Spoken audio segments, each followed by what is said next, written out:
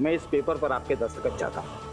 इसमें लिखा है कि आपका स्वास्थ्य ठीक नहीं है और आप अदालत में गवाही देने नहीं आ सकती, और आपने क्या कब हुआ कुछ नहीं देखा, आप कुछ नहीं जानती। बहू से बेटी बनने का समय आ चुका है चांदनी। घर वालों के मना करने के बाद भी चांदनी पहुंची कोर्ट। तक किसी ने नहीं देखा और चांदनी ने किए कुछ ऐसे खुलासे जिससे बदल गई कोर्ट की दिशा। धन्यवाद चांदनी। सूर्य प्रकाश कनौजिया एक नहीं भाई कई लड़की से इनके साथ संबंध रहे।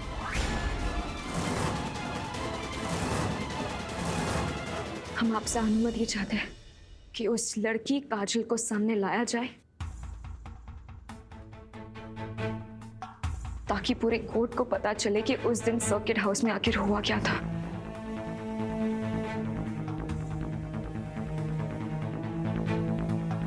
काजल हाजिर हो।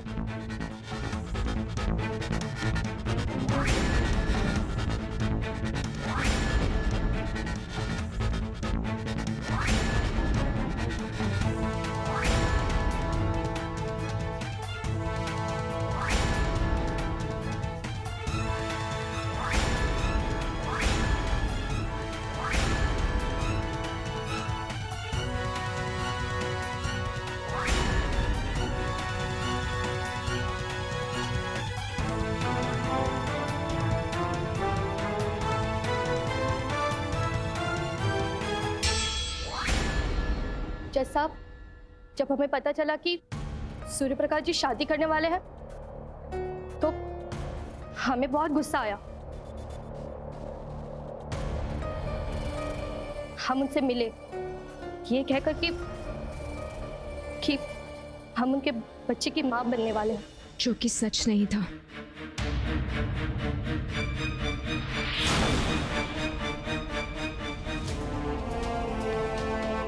ये काजल की मेडिकल रिपोर्ट्स है।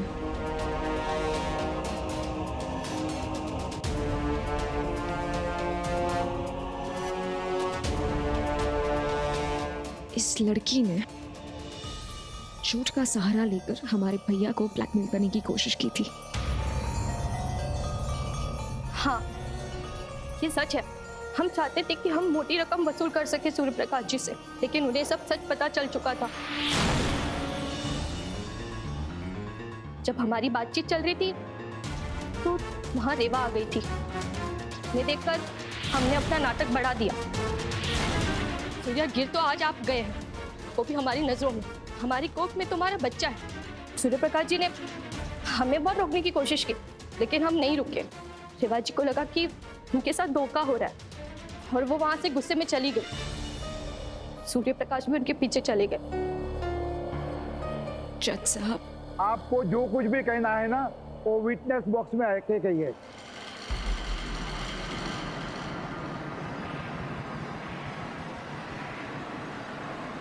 जज साहब, रेवा के बदन पे जो निशान पाए गए थे वो इसलिए थे क्योंकि हमारे भैया उसे रोकने की कोशिश कर रहे थे, लेकिन इस लड़की के झूठ से रेवा का भरोसा ही टूट गया था। आई ऑब्जेक्ट मनगढ़ंत कहानी बनाकर सुनाकर अदालत को गुमराह किया जा रहा है। Objection overrule. ये मन गढ़ंत कहानी नहीं है, अदालत के पास सबूत है। कहां साबित हुआ कि सड़क पर क्या हुआ था, और ये भी कहां साबित हुआ कि सूर्य प्रकाश कनौजिया ने विभा शर्मा को धक्का नहीं दिया। उस दिन उस सड़क पर जो कुछ भी हुआ उसके चश्मदीद गवाह हम हैं।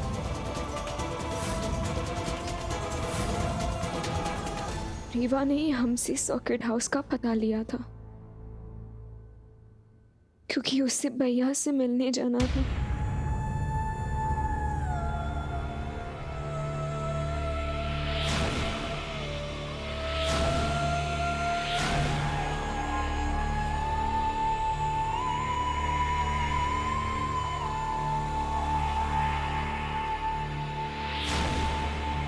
हम रेवा से सर्किट हाउस मिलने गए थे। जब हम बाहर निकले और सड़क पर पहुंचे तो हमने देखा कि रेवा ने भैया का हाथ झटक दिया और वो सड़क की ओर भागने लगी और इतने में ही तेजी से एक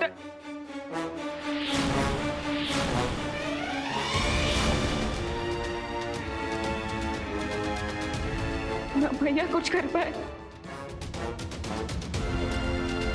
ना हम कुछ। पल भर में सब कुछ खत्म हो चुका था।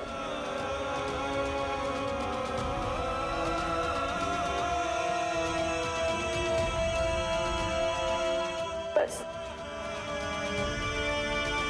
रेवा की लाश हमारे सामने पड़ी थी।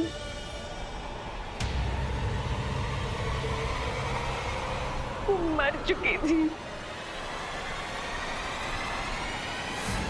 गुड़िया की मौत सिर्फ एक एक्सीडेंट था। हमारे भैया निर्दोष है।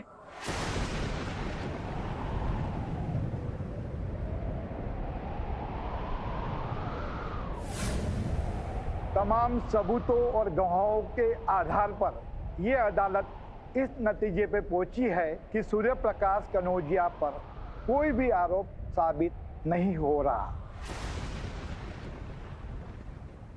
और ना ही उन्होंने रेवा को आत्महत्या के लिए प्रेरित किया, ना ही उनकी मौत के वो जिम्मेदार है। रेवा शर्मा की मौत एक दुर्घटना है। अदालत आदेश देती है कि पुलिस इस दुर्घटना की जांच करे और दोषी चालक को गिरफ्तार करे। साथ ही अदालत सूर्य प्रकाश कनौजिया को बाइज्जत बरी करती है।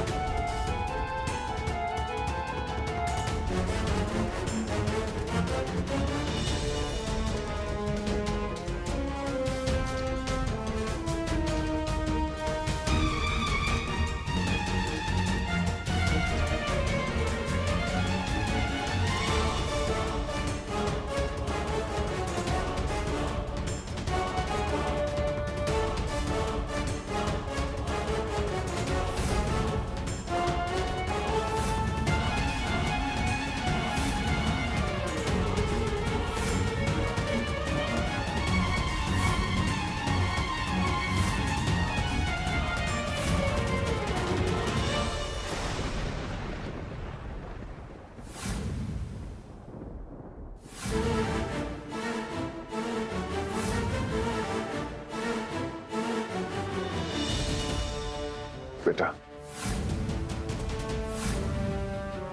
हम आपके बहुत आभारी हैं जो आपने इतना साहस दिखाया और अपने भाई को रिहा करवा दिया।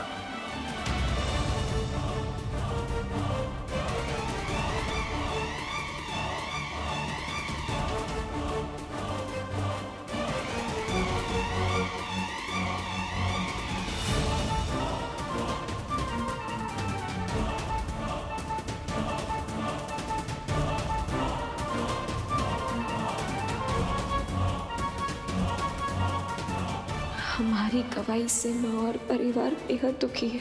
हमें उन्हें थोड़ा वक्त देना चाहिए, फिर हम लौट जाएंगे अर्जुन के पास, अपने परिवार के पास।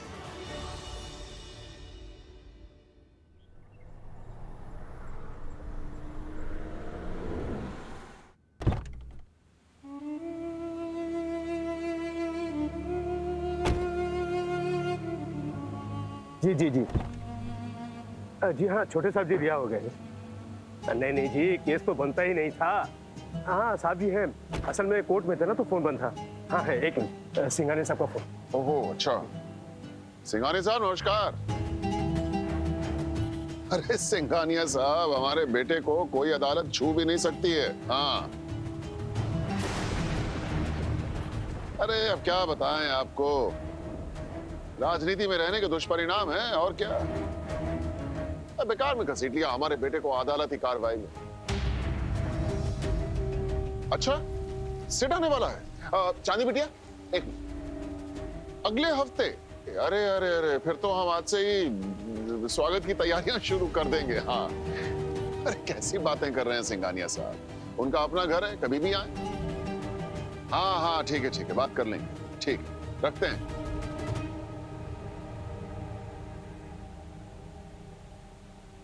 बिटिया वो सिंघानिया साहब को जानती है ना? अरे सिंघानिया साहब बहुत जमाने से हमारी पार्टी की फंडिंग करते आ रहे हैं। तो उनका बेटा है सिड, अगले हफ्ते आने वाला है। क्या बताएं आपको, हम लोगों ने सोचा था कि कभी किसी जमाने में आपकी और सिड की शादी करवाएंगे। हमारी शादी हो चुकी है पापा।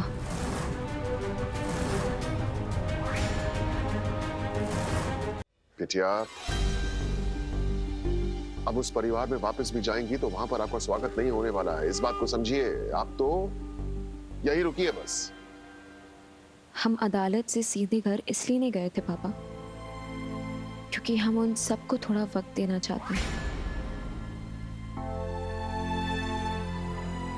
हम जानते हैं हमारी गवाही का क्या असर हुआगा उन सब पर, और हम यहाँ भी सिर्फ इसलिए रुके हुए हैं क्योंकि भैया हमेशा के लिए लंदन जा रहे हैं। उन्हें सी ऑफ करते ही हम हमारे ससुराल लौट जाएंगे। खैर हम भैया के कमरे में जा रहे हैं। फिलहाल उन्हें संभालना जरूरी है।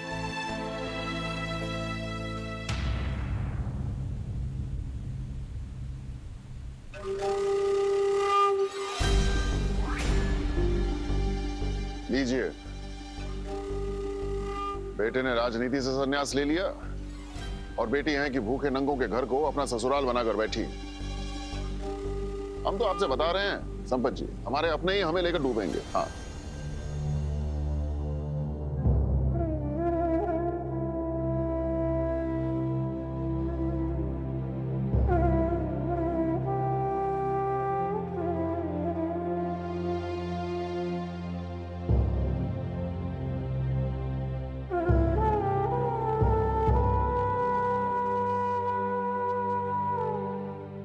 जानकी सब जानती है, देख लिया आप सब लोगों ने।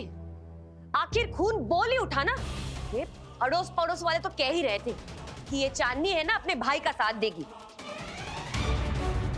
गुड़िया गुड़िया दिन भर गुड़िया गुड़िया कहती फिरती थी, और जब गुड़िया को न्याय देने का वक्त आया तो कैसे पलट गई।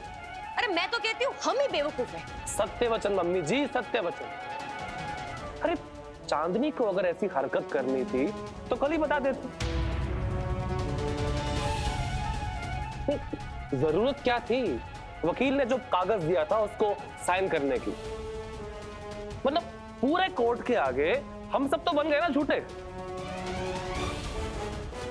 और वो आदरणीय साहिब जी ऐसे सीना ताने कोर्ट के बाहर निकल रहे थे मम्मी जी, जैसे ना जाने कौन सी जंग जीत ली। अरे दामाद जी, जंग ही तो जीती है। अरे हम ठहरे सीधे साधे गरीब लोग, ये अदालत भी उनकी, पुलिस भी उनकी, और बेटी तो उनकी है ही। अरे मैं तो कहती हूँ चांदनी शर्मा तो कभी थी नहीं, वो कनौजिया ही थी और कनौजिया ही रहेगी।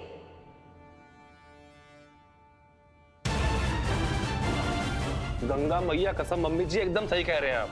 मतलब हम सब ने कितना प्यार किया चांदनी को और इतना अपनापन दिया। ये हमारे साले साहब तो एकदम मजनू बन चले थे प्यार में। और बुआ जी, फूफा जी, आपने चांदनी को बहू से बढ़कर समझा, बेटी समझा उसे, पर उसने बता दिया कि असल में वो बेटी है किसकी।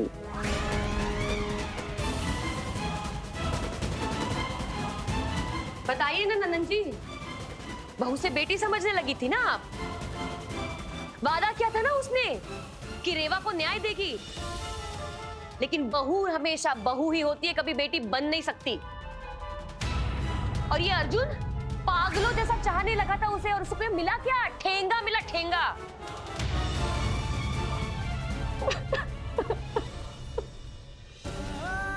बेटा हमें माफ कर दो, हम तुम्हें न्याय नहीं दिलवा सके, तुम्हारे हत्यारे को सजा नहीं दिलवा सके। हम सबको माफ कर दो। हम सबको माफ कर दो।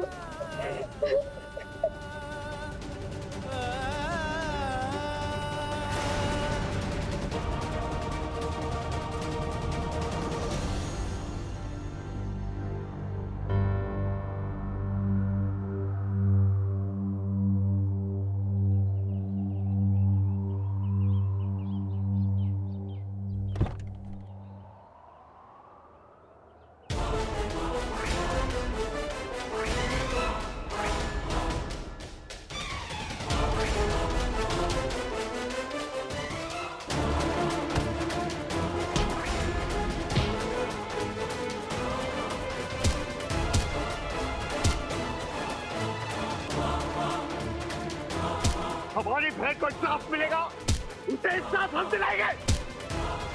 हमारी बहन के हत्यारे को हम छोड़ेंगे नहीं। क्या? साले छोड़ेंगे नहीं।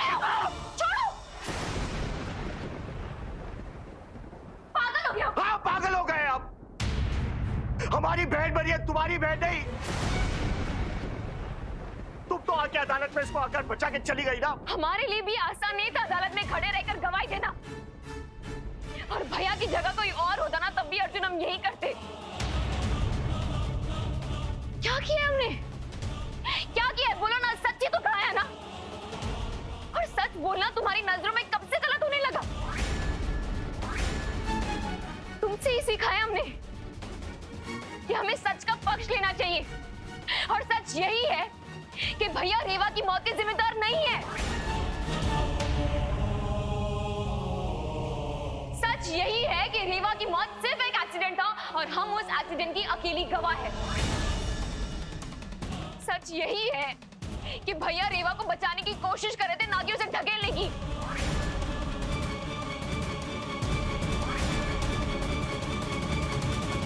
हमारे भाई को सजा देना चाहते हो ना तुम? जान लोगी तभी सुकून मिलेगा ना। ठीक है, लो मारो, मार डालो और जान ले लो हमारे भैया की। लेकिन ये तुम्हें वापस जवाब नहीं देंगे। पता है क्यों? क्योंकि ये सच में बदल चुके हैं। ये बदलाव नजर नहीं आता तुम्हें? हाँ, देखो क्या हालत की है तुमने उनकी।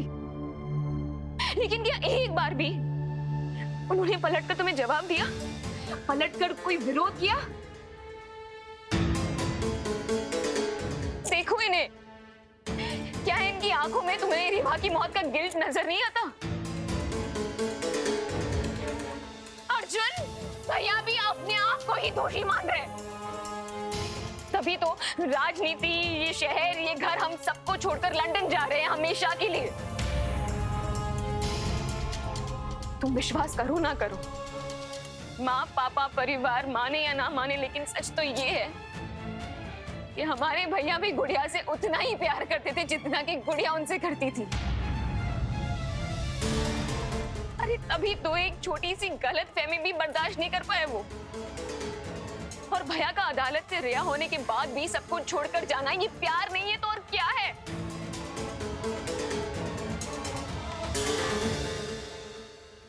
अर्जुन, प्यार में कई बार इंसान कुछ ऐसा कर देता है जिसकी ना हम उससे उम्मीद करते हैं और ना उसे पता होता है कि प्यार किस हद तक उसे ले जा सकता है। क्यों बात कर रही हो तुम इस घटिया आदमी से?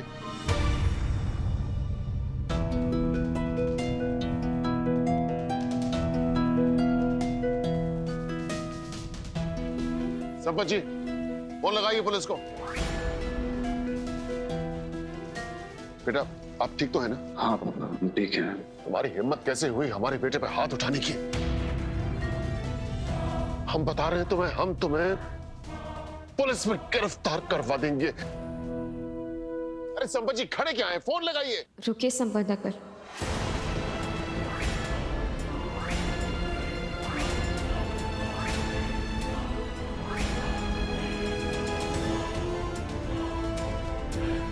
किस बात के लिए पुलिस को बुलाना है पापा? आप हमसे पूछ रही हैं किस बात के लिए? एक तो ये दो कौड़े का इंसान हमारे घर में आया और हमारे सामने हमारे बेटे को मारने की कोशिश की। हमने तो नहीं देखा।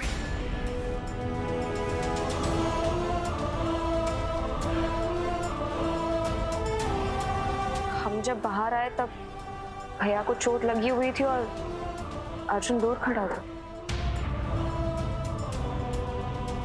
तो एक दिन आपने अदालत में गवाही क्या दे दी, अब आप हमसे वकीलों की तरह बात करेंगे? हाँ, अरे ये चोट नहीं दिखाई दे रही है क्या? ये चोट उन्हें कैसे लगी हमें नहीं पता।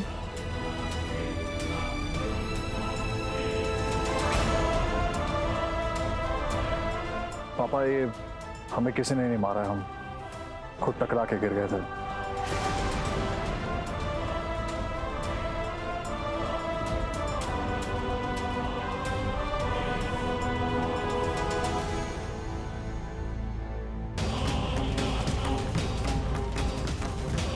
तुम घर जाओ, हम थोड़ी देर में आते हैं। बस इतना याद रखना कि हम अभी तुम्हारे साथ हैं, तुम्हारे हर सुख हर दुख में, क्योंकि जो तुमने खोया है वो हमने भी खोया है।